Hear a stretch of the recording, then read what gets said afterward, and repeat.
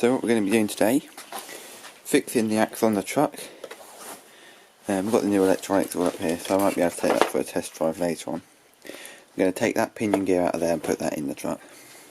Then I'm going to clean up all these connections, all these these bits where it has to spin, to make them run a bit smoother, get it all running smooth, then it's ready to be finished or whatever. But start on the truck first, let's go. We got the axle back together. That's better. Hopefully, anyway.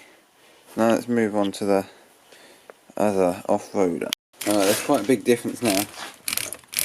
Ooh, look how speedy that is. And I'm only doing it with my hands. Wow. Oh, that's working well. But the axle's now in like the rear axle's like in about 100 pieces at the moment. So we're going to go inside and print some more pieces off of this beast of a vehicle.